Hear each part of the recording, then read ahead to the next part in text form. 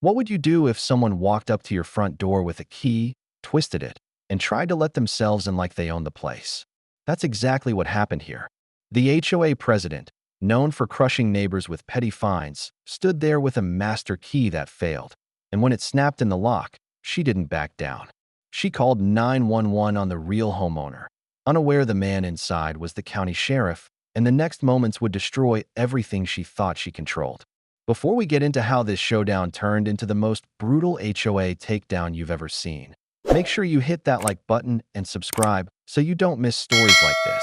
And tell us in the comments where you're watching from. The key kisses the lock with false confidence and stalls, and the HOA president in a white blouse forces a smile that looks like a threat. Karen mutters about standards and compliance, fingers tight around the master key like it's a crown she didn't earn. She twists harder. Metal bites, refuses, then snaps with a cruel little sound that echoes louder than it should, and her composure cracks just enough to show what's underneath. She doesn't retreat. She taps a number she knows by heart and files the words like a weapon. Emergency. Non-compliant homeowner. Access denied.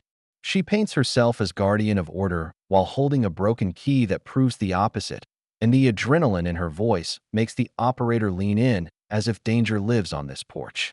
Neighbors feel the shift before they see it. Curtains breathe. Phones tilt.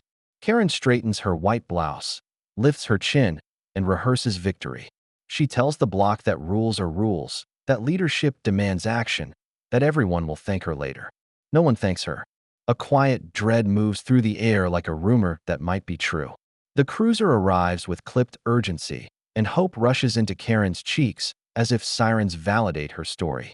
The door opens and Lucas Hale steps out, measured and unhurried, the kind of calm that makes noise feel childish. Badge steady, eyes steady, he doesn't perform. He assesses.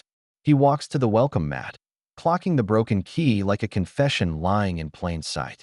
Karen starts first, tossing accusations like confetti that refuses to fall. Unauthorized modifications. Refusal to cooperate. Safety hazards. She gestures at the door as if the wood owes her obedience. Lucas lets the storm pass without flinching, then asks why she attempted entry. The question lands like a gavel because it points the light exactly where she doesn't want it. She pivots to authority. As president, as custodian, as protector of property values. She tells him she carries a master key for emergencies and noncompliance, that today is both, and that the community expects action. Lucas bends, picks up the broken key, studies the jagged edge, and places it gently on the mat like evidence that can't be argued with. He doesn't raise his voice. He doesn't need to. He states the simplest truth with the weight of a verdict. This house belongs to him. The sentence knocks the breath out of her confidence. Neighbors freeze, phones inch higher, and the master key suddenly looks like a toy taken from the wrong room. She steps back, grip slipping on the story she built, trying to find a new line that doesn't exist. Karen tries outrage, the last refuge of someone losing control. She threatens fines that sound invented, inspections that sound personal, legal action that sounds like a bluff she has used too often. Lucas doesn't blink. He asks again, cleaner and colder, why she attempted entry. The calmness cuts deeper than anger ever could. A voice spills from Karen's speaker, the board member who always feeds the fire. Don't back down. You're in the right. Make it official. She turns the volume up so the neighborhood hears the chorus of approval, but the words float awkwardly in the space between them. Cheap courage drifting on borrowed air. Lucas radios for documentation, not deputies, and that choice tells everyone what game is being played. He cites trespass with the ease of someone who knows where every line is drawn. He names the statute, the intent, the consequence. Karen blinks hard, then tries a different mask, softer and almost pleading. She frames it as a misunderstanding, a routine check, a necessary step the community expects. She reaches for dignity, finds the broken key instead, and the act collapses. A teenager across the street whispers that this is getting real, and it is, because power looks different when it's recorded. Lucas keeps his posture precise and his words surgical. This ends now, he says without theatrics, because accuracy has its own gravity. He warns her that further contact will be treated as harassment, that misuse of authority is still misuse, that uniforms do not erase the law when they stand on the wrong side of it. Karen's jaw tightens. She calls the situation hostile and unfair and promises a formal complaint that will shake the county. She names people she thinks she owns. She throws the board's weight like a net, not noticing the holes. Lucas lowers his voice until she has to lean in to hear it. The neighborhood leans with her. He tells her he has reports, dates, names, the paper trail of pressure and fear that has been passed off as policy. She fires back that reputation is everything and that his is about to crack. She claims to know a rumor from a past case, a detail she thinks will rattle him. He doesn't rattle. He asks if she wants to repeat that on the record. The question is a cliff with no railing, and she feels the drop under her feet. Silence finds her at last. A car door closes somewhere behind the crowd, and the sound breaks the spell. Lucas steps back into his home with the certainty of someone who doesn't cede thresholds. The motion says this boundary is not for sale, not for rent, not for negotiation. Karen stands alone on the porch, gripping her phone like a lifeline that keeps tugging her toward deeper water. The board member on speaker returns, urgent now, telling her an emergency session is already in motion, that they will escalate, that they will flood his mailbox and bury him in letters. That pressure works if you never blink. She stares at the closed door and imagines it opening the way a courtroom door opens for a decision you can't stop, and her breath shortens because control was always her script, and today it's being rewritten without her consent. Neighbors trade looks that feel like votes. Some step closer to Lucas's side without saying a word. Others retreat, calculating odds like weather. Karen smooths her blouse as if fabric can restore authority, then lifts her eyes with a fresh plan forming behind them, the kind that burns bridges and calls it leadership. She pockets the broken key, tucks the humiliation where no one can see it, and walks down the path rehearsing a speech that turns law into persecution and accountability into attack. She tells the board member to prepare complaints, inspections, letters, anything that can exhaust a man who refuses to bend. She will make his title a curse. She will turn his badge into a target. She will make sure he never forgets who she is. Behind the door, Lucas listens to the last traces of her voice fade and makes a quiet call of his own, not for sirens but for files. He asks for every notice, every fine, every name that ever sobbed through his office about a garden flag or a paint shade or a fence 1 inch too tall. He plans to bring order by shining a light so bright that pretense has nowhere to hide. The neighborhood exhales as if a storm has only just brushed the line of roofs and is now circling back with intent. Karen reaches her car and glances once more at the house that refused to yield, then at the small crowd that refused to clap. She starts the engine with a jaw set for war, still in white, still performing certainty, still convinced that pressure and procedure can crush the will of a man who knows every inch of the law he carries. Her phone vibrates again, a new message from a number she trusts too much. The words say push harder, use everything, don't give him a day of peace. She nods like a general stepping onto a battlefield she expected to own, and the echo of that broken key follows her down the street like a promise that won't be silent. Lucas leaves the broken key on the mat like a verdict and holds the silence until Karen feels its weight. She calls it intimidation and announces she's filing an emergency complaint. She paces the porch in her white blouse, breath in fast bursts, phone held high so the board can hear her bravery. Lucas opens the door a fraction and reminds her she is trespassing. The words don't rise, they sink, and that makes them heavier. He lifts the snapped metal between 2 fingers and lets it fall. The clink is small, but it lands in every pocket of the watching crowd. Karen flinches, then rallies, insisting her authority outranks hesitation. She rattles off sections and penalties like beads on a wire, promising fines that multiply with defiance. Lucas doesn't argue codes. He names intent, then consequence, and the board member on speaker suddenly sounds like a distant radio no one asked to hear. Karen tries a new angle, steady voice over shaking hands. She says this isn't personal, it's policy, that a single man cannot hold a neighborhood hostage with noncompliance. Lucas says the only hostage here is the truth, and he refuses to release it. She sneers that he has no idea who he is up against. He answers that he does, and begins to list names the HOA forgot it hurt, each one a thread that leads back to the same spool. A neighbor whispers that this is the part where people usually back down. Karen doesn't. She doubles the bet, calls the county line, and demands an inspector. She wants a spotlight aimed at every inch of his life, certain that pressure will make him fold. Lucas radios too, not for sirens, but for county legal. The distinction slides through the crowd like a quiet lesson. She chases nuisance, he summons law. Phones point, not out of cruelty, but out of hunger for something honest. Karen notices and steps into the center, as if applause might appear if she stands tall enough. She tells the block that leadership hurts, and she takes the pain so they don't have to. No one claps. Lucas addresses them instead, clear and lean. A person attempted entry without permission. A false emergency was reported.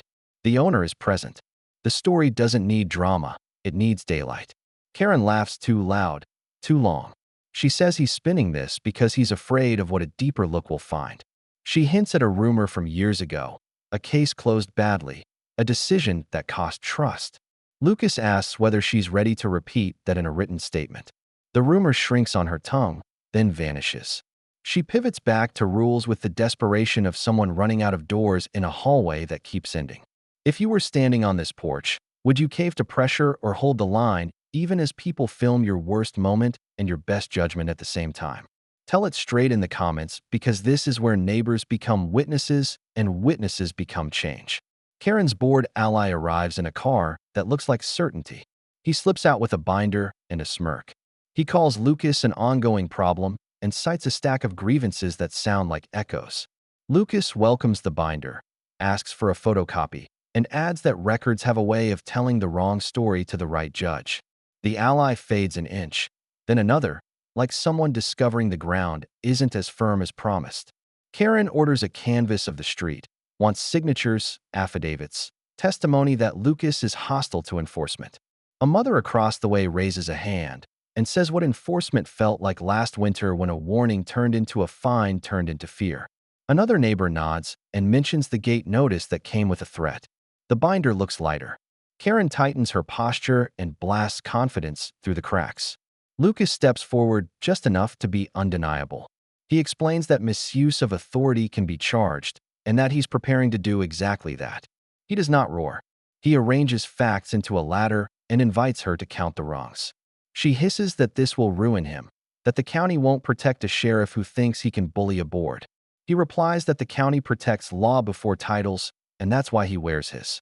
An inspector's car finally drifts into view. Karen lights up like victory is a switch. She tells the crowd to watch order at work. The inspector steps out and asks for the scope. Lucas hands him documents, so clean they might cut paper. The inspector schemes, signs off on compliance, and notes that surprise checks require cause. Karen insists cause begins where suspicion starts. The inspector says suspicion is not a statute and leaves with the kind of politeness that ends conversations for good. The board ally tries to salvage momentum with a speech about community standards. Lucas thanks him for the reminder and produces a copy of the HOA's own bylaws that quietly ban key entry without emergency authorization and homeowner consent. Karen freezes. The crowd absorbs the sentence in a ripple of soft shock.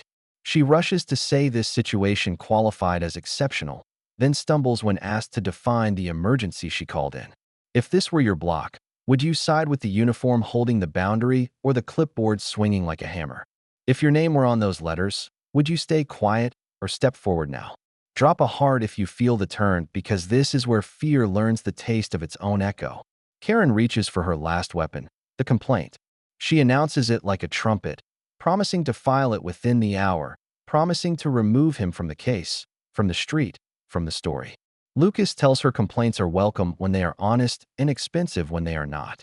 He mentions perjury softly, and it rings louder than anything she has said all day. The board member on her phone presses her to keep pushing. Karen lifts her chin and vows to hold an emergency meeting. She says he has forced her hand. That escalation is now policy. Lucas says escalation is just another word for proof gathering. He informs her, for the record, that he will be filing charges related to attempted unlawful entry and harassment. The words hang like a bridge with only one side supported, and she is already on it. Karen's confidence doesn't break, it calcifies. She nods as if she's the one granting permission to proceed. She tells the ally to start the process, to draft letters, to line up testimony. She backs away with small steps that look like strategy rather than retreat. Lucas holds the porch, calm as an oath. The crowd spreads, then clusters again, gravity shifting toward the man who never raised his voice and somehow won the room. She reaches the sidewalk and turns, white blouse bright against the weight of what just happened. She tells herself the real fight happens off camera. That paperwork wins wars. That pressure turns even stone. She promises the board they will outlast him. She promises herself the same thing and pretends not to hear how thin it sounds now. Lucas closes the door and places the broken key in a small bag marked with today's date. He files it with the patience of someone who has seen storms burn out. He makes one call to legal and one to a neighbor who has been waiting for the chance to speak without shaking. He sets the day in motion like a precise clock, each tick another step toward accountability. Karen's car eases away. The ally climbs in, trying to sound victorious while reciting losses. She squeezes her phone and asks if the meeting room is ready, if the board is loyal, if the inspector can be challenged. The answers wobble. She orders certainty and gets plans instead. She tells them to sharpen them. Lucas steps back to the threshold and knows it will not end here. Karen knows it too. She stares at the house that refused to bend and feels a spark catch in the dry brush of her pride. She will fan it into a blaze that forces everyone to look her way again. She will turn this porch into a battlefield, this quiet into a drum. The board line crackles. A voice urges ruthlessness. Another voice, smaller, suggests caution. Karen dismisses caution like an insult and chooses the path that always felt like power. The path that never learned when to stop. She peels out with a plan to reclaim control with paperwork, pressure, and the kind of meeting where dissent disappears under the table. And as the neighborhood settles into a hush that doesn't feel like peace, Lucas receives a message from county legal confirming receipt of his report and a request for the HOA's entire enforcement history. He replies with one word that sounds like a promise kept. Karen's screen lights with a different message, an anonymous nudge that says make it hurt, and her smile answers even before her mouth does. Karen storms into the boardroom still in her white blouse, eyes bright with the kind of heat that turns meetings into battles. She slams the broken key on the table and calls it proof of defiance, frames Lucas as a threat to order, and demands immediate action. Victor Gray leans back with a practiced smirk, saying this is exactly the moment to show strength. Emily keeps her head down, thumbs hovering over her phone, listening like someone who has learned the cost of speaking too late. Karen paces like a prosecutor. She lists supposed violations with crisp certainty, stacking minor nuisances into a tower that looks tall enough to cast a shadow over truth. She says the sheriff hid behind his title to intimidate a civic leader and that the board must file an emergency motion. Victor nods along, tapping the binder as if rhythm could turn bluster into policy. Emily asks quietly whether a master key qualifies without consent. Karen answers yes with a speed that sounds like fear wearing confidence. Lucas's name hangs over the table like a verdict waiting to be read. Victor brings up an old grievance, calls it a pattern, and suggests an immediate sweep of Lucas's life. Background checks, surprise inspections, letters that accumulate like winter on a roof. Karen seizes the plan, sharpens it, assigns tasks with the thrill of a general. Emily glances around at faces that have learned to agree first and think later. Emily whispers that their bylaw requires documented cause. Karen waves it away, declares that cause exists whenever a leader senses risk. Victor laughs and says leadership is the art of not asking permission. A board member at the end of the table stares at the broken key and asks if this is really the hill to defend. Karen replies that reputations are mountains and she refuses to let the sheriff plant a flag on hers. What would you do if a room expected loyalty more than honesty? Would you nod and live quieter or speak and live braver? Say it, because this is where the line between neighbor and enforcer gets traced in ink that doesn't wash off. Karen dictates a script for the inspector call, sharp phrasing meant to sound urgent without sounding desperate. Victor dials a friendly contact and smooths the edges with favors earned over years. Emily hits record on her phone, not as a rebel, but as a witness tired of watching truth drown. Karen catches the movement and freezes for a beat, then smiles like trust is easier than suspicion and keeps talking. They draft a letter accusing Lucas of hostility to enforcement, list community standards as if the words themselves had jurisdiction, and schedule an emergency session for the evening. Karen adds a final line that reads like a threat disguised as care. Emily types each word with fingers that want to tremble and refuse. She pockets the audio quietly, a seed of conscience she isn't sure she's allowed to plant. Karen assigns Victor to wrangle signatories. He promises names that will look good on paper if not in a mirror. She calls for a coordinated message across neighbor chats, says stories beat facts when facts move slowly, and asks the room to remember that silence is consent. A murmur of agreement rises because fear makes good chorus. Emily stares at the door, imagining the relief on the other side. Karen closes with a speech about property values and pride. She paints herself as the shield that stops the slide into chaos, the boundary that keeps worth intact. The board claps with the relief of people who think applause can erase doubt. Emily doesn't clap. She gathers the notes, meets Karen's eyes, and says softly that leaders can be shields or swords, but not both forever. Karen tilts her head and answers that history only remembers winners. The meeting breaks like a wave. Victor peels off with 2 members to start the pressure campaign. Karen lingers, smoothing the blouse that has become a uniform, practicing words that taste like iron. Emily stays seated, heart quick, deciding whether to hand truth to a man who might be the only one strong enough to hold it without breaking it. She leaves the room with the recording tucked against her palm and steps into the hallway, where quiet feels like the first honest sound all day. Her phone buzzes with a message from a neighbor who is tired of notices slipped through doors like warnings in the night. Emily types a reply that is not yet brave and hits send anyway. Small courage counts, even when it whispers. Karen strides toward the exit, calling the inspector again, adjusting the story until urgency hardens into alarm. She tells him the community is at risk, that a hostile owner is obstructing safety, that the board demands an immediate presence. She hangs up with a satisfied nod and turns the corner with a gate that says victory is a schedule, not a surprise. The glass doors open into the afternoon, and Karen walks out with her entourage. Her smile is practiced, her eyes are not. She's already composing the message to the neighborhood. The sheriff tried to bully the board. The board did not flinch. Order will be restored. She adjusts her sleeve, checks her reflection, and steps toward the parking lot ready to convert power into pressure. Lucas is leaning against his cruiser like patience dressed in a badge. The board halts in a ripple. Karen recovers fast and calls this trespass, announces she will add it to the complaint, calls him officer as if the word could shrink the authority it names. Lucas greets her like a fact, not an opponent, and asks if she wants to repeat her plan to misuse emergency procedures on record. Victor scoffs and says the board acts within rights. Lucas recites the clause that forbids entry without genuine emergency and consent, cites penalties for false reports, then adds the statute for harassment with a voice that lands like measured rain. Karen opens her mouth with a fresh line and hears herself about to say a thing that will cost her. She closes it and chooses a different knife. She accuses him of targeting the board because he resents oversight. He replies that oversight is healthy when it protects people instead of punishing them. She says he is hiding behind status. He says status doesn't shield anyone from law.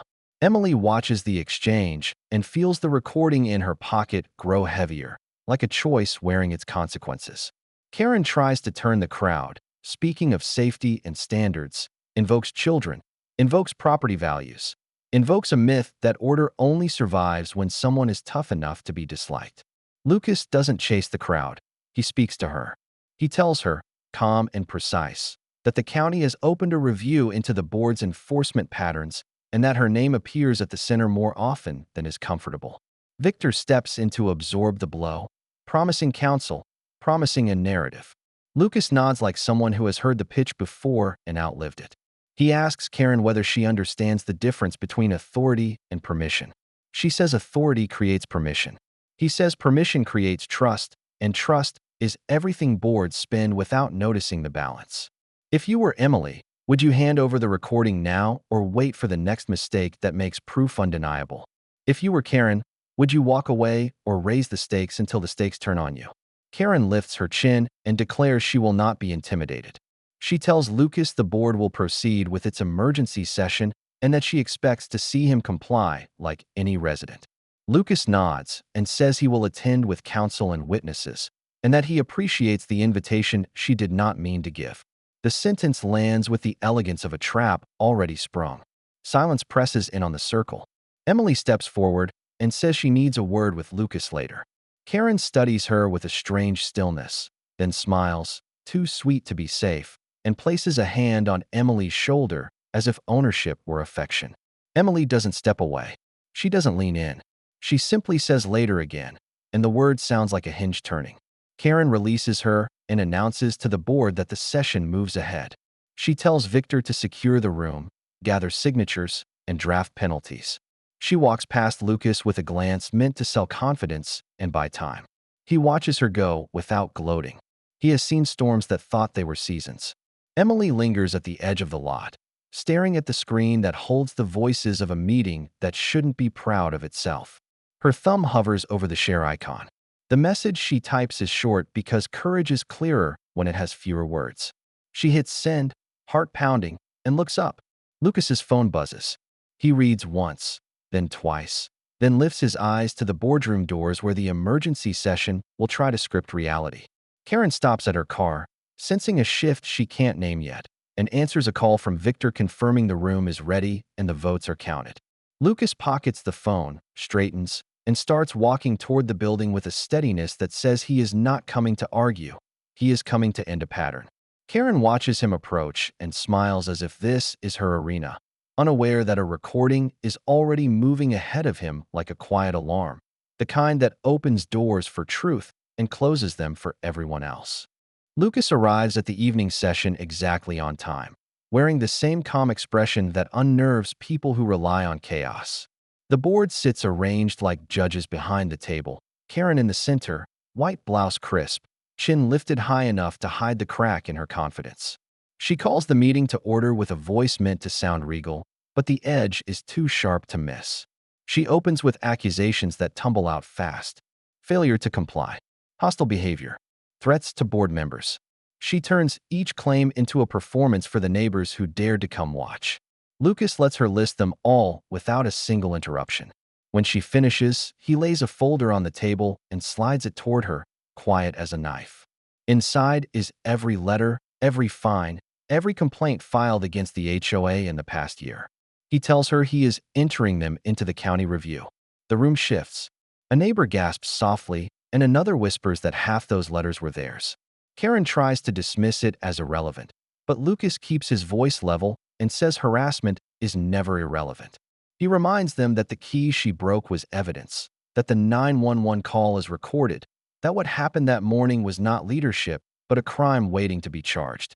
Victor jumps in, saying Lucas is threatening the board and intimidating the process.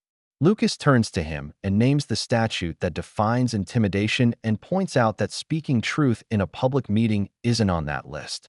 The calm precision makes Victor falter, and for the first time, Karen's support feels fragile.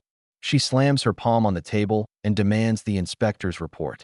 The county inspector steps forward from the back of the room, flipping through papers, then states for everyone that the property passed with 0 violations and that the inspection was forced under questionable pretenses. The audience stirs like a tide shifting direction. Karen's face goes pale for a flash. Then she recovers and tries to frame it as a misunderstanding. Lucas doesn't let her escape. He holds up the court order freezing HOA enforcement until legal review is complete. The document catches the light like a signal flare. He explains that any action they take from this moment could be used against them in court. Karen swallows hard but refuses to back down, claiming the order will be challenged, that her lawyers will undo it before sunrise. Neighbors begin to speak. One man stands and recounts the fine that nearly cost him his job when he had to leave work to attend a hearing over a mailbox height. A woman adds that she was threatened with a lien over flowers planted without permission. Each testimony cuts another thread from Karen's grip. She interrupts, calls them isolated incidents, but the room doesn't buy it. Lucas turns his focus on Karen alone. He says this isn't about bylaws. It's about power being used like a weapon. He asks her point blank if she believes a volunteer title makes her untouchable. Karen fires back that she has protected this neighborhood longer than he has lived in it, and that her authority is the reason property values are high. Lucas answers that fear doesn't raise values, it just lowers dignity.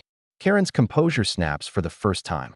She leans forward and threatens to expose Lucas's past, hints at a case she claims he botched years ago. The words hang like a storm cloud. Lucas steps closer to the table, voice still even, and says if she has something to say, she can say it under oath. The board goes silent because they know what that means. The tension is thick enough to hold the entire room still. Karen's breathing quickens. Her nails tap against the wood like a ticking clock. She glances at Victor, who nods encouragement, and then she pulls out a file, waving it like a weapon. Lucas lets her talk, lets her twist the story, then calmly produces the official record of the case that clears his name completely. The reversal hits so hard Victor curses under his breath, and the neighbors murmur like a crowd watching a champion knocked flat. Karen is cornered but refuses to stop. She calls for a vote of no confidence in Lucas as a resident, a symbolic gesture meant to humiliate him. Before the board can respond, Lucas announces that he has formally filed harassment charges and that county legal will contact every board member by morning. The room erupts, some neighbors cheering, others shouting, phones catching every second. Karen rises, shouting over the noise, calling it a witch hunt, accusing Lucas of abusing his badge. Lucas doesn't raise his voice, just says the word enough. The room quiets as if the air itself obeyed.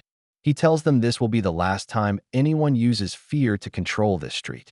The neighbors stand behind him now, physically closing the gap between him and the board table. Karen's lips tremble, but she forces a smirk, swearing that this fight isn't over, that she has allies outside this room who will crush his case. Lucas leans forward just enough for her to hear and says she should be very careful digging for allies, because she might dig up her own downfall instead. The board ends the meeting in chaos, members scattering like they don't want to be caught holding anything. Karen storms out into the night, clutching the file against her chest like a shield that isn't strong enough anymore. Her phone buzzes with another message from an unknown number, telling her to meet immediately if she wants to win this war. Her car door slams and taillights flare as she peels away. Lucas watches her go, not smiling, not angry, just certain that the next time they face each other, one of them won't be walking away with power. And deep down, Karen feels it too, that this was only the prelude, and the real war is about to start. Karen doesn't sleep.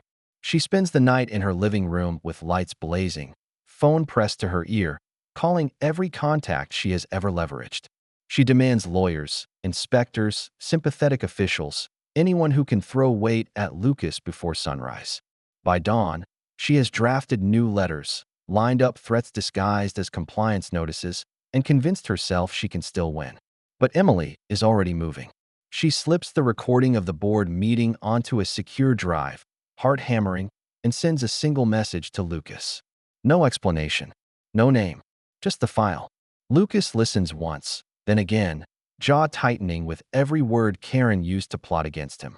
He doesn't shout, doesn't celebrate. He calls county legal and tells them to prepare a harassment case with full evidence. And for the first time since this war started, he smiles. That night's HOA meeting is supposed to be routine, but the room is packed. Neighbors crowd the back, some standing shoulder to shoulder, phones in their hands. Karen walks in like a queen reclaiming her throne, still in white, hair perfectly in place, confident that intimidation will outshine doubt. She calls the meeting to order, gavel slamming against the table with a little too much force. Lucas steps forward, calm as ever, and says he has something to present. Karen waves him off, says this is not the proper forum, but the neighbors shout for him to speak. He hits play on the recording.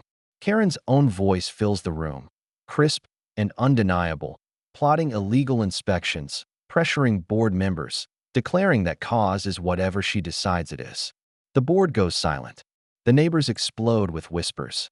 Karen lunges for the phone, shouting that it's fake, that it's edited, that Lucas fabricated it to destroy her. Emily stands in the back and says no, that it's exactly what happened. Her voice is small, but carries through the room like a bell. Karen's head whips toward her, eyes wide with betrayal. Emily repeats it louder, saying she was there. She recorded it because she couldn't watch the board destroy another family. Victor stands and tries to rally the board, but one by one, members start sliding their chairs back. One resigns on the spot, tossing the pen onto the table. Another apologizes to the neighbors. The entire room feels like it's tilting, the power shifting away from Karen in real time. She screams that they can't leave, that this board is nothing without her, that they owe her loyalty. Lucas doesn't yell. He simply lists every complaint in the folder, every resident who filed harassment reports, every dollar of unjust fines collected under Karen's name. He hands copies to the neighbors, telling them they now have standing in a class action if they want it. Phones light up as people snap photos, share them, send them across the neighborhood. Karen shoves the chair back so hard it tips over and clatters against the floor. She points at Lucas and vows this isn't over, that she will take him to court, that she will ruin his badge and his name. Lucas answers that she will indeed be going to court, but not the way she thinks. He says county prosecutors have already scheduled a hearing on the harassment charges and that she will be summoned by the end of the week. The room is electric. Neighbors cheer, some cry with relief. Karen's face drains of color, then floods with anger as she storms out. Cameras follow her to the parking lot, catching every word as she shouts that this community will regret turning on her. Victor trails behind, shouting at reporters to leave, but no one listens. The narrative has already changed.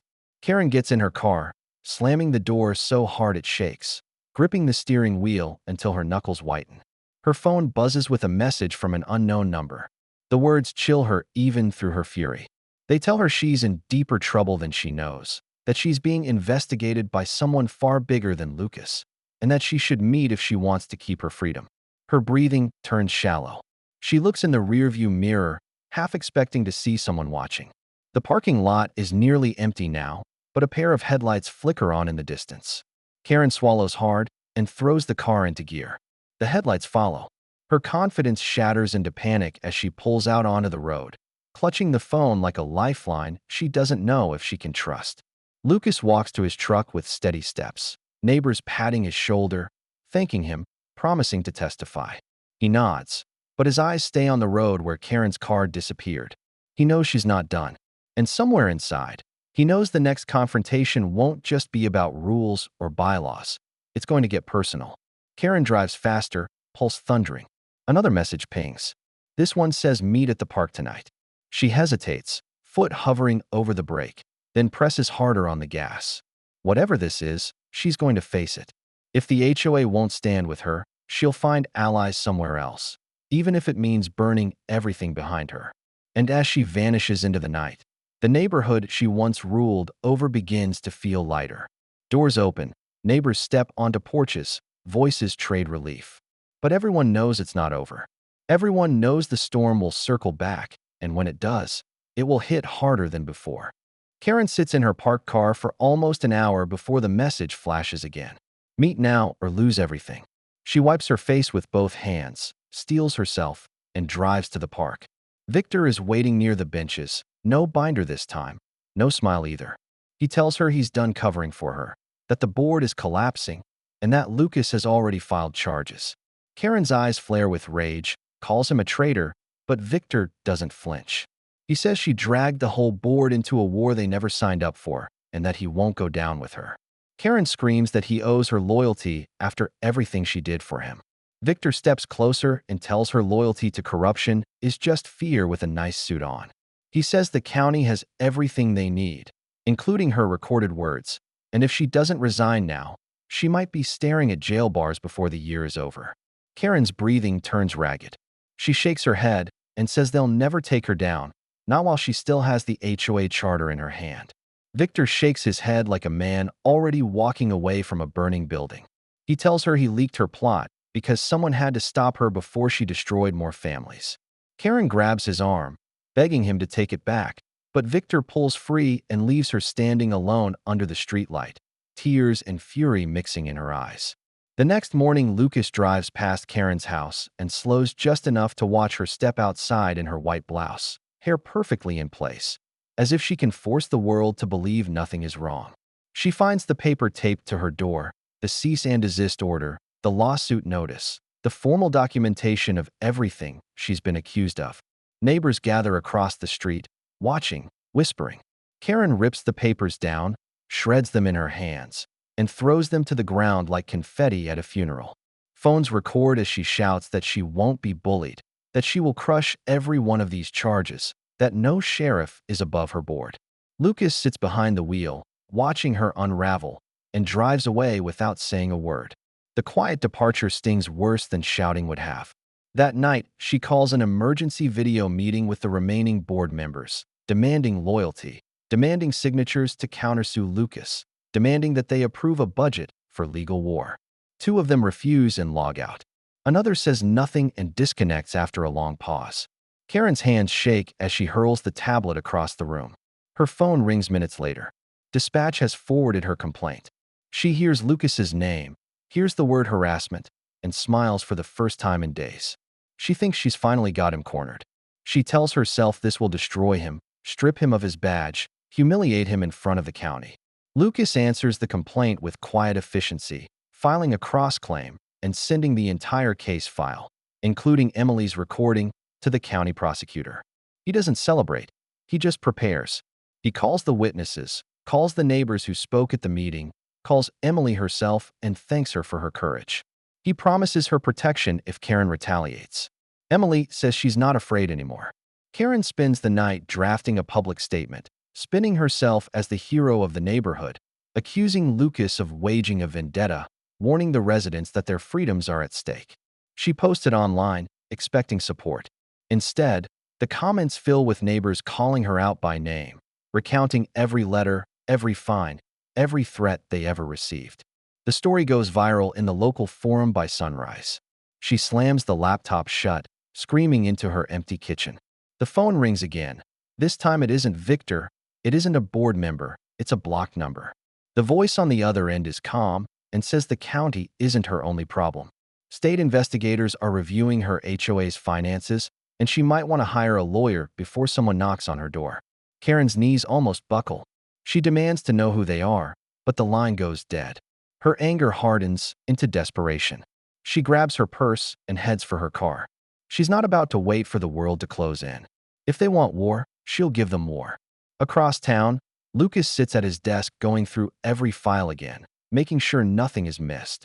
He sees the complaint Karen filed, reads every line carefully, and smiles to himself. This is exactly what he needed, written proof of retaliation. As the clock hits midnight, Karen's car screeches down Lucas's street. She stops in front of his house, gets out, and yells that he hasn't seen the last of her. Neighbors come to their windows, phones ready, catching every word. Lucas steps outside, hands in pockets, and tells her this will be her last warning. If she sets foot on his property again, she won't just face charges, she'll face arrest. Karen stands frozen, shaking with rage, before storming back to her car. The engine roars as she speeds away, taillights glowing like a retreating fire. Lucas watches until she disappears, then goes back inside and picks up the phone. He tells the county prosecutor that it's time to move ahead. Somewhere down the road, Karen grips the wheel until her knuckles ache, whispering to herself that she will never be humiliated like this again. Another message lights up her phone. Meet tomorrow. It's time to make this personal. She presses the accelerator, ready to burn every last bridge if it means she doesn't go down alone.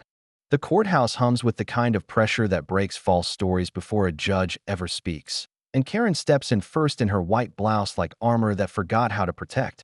Chin high enough to pretend last night never happened, eyes scanning for allies who suddenly love distance more than victory. And she tells herself legend is louder than evidence, even as evidence waits with teeth, ready to bite harder than pride ever could.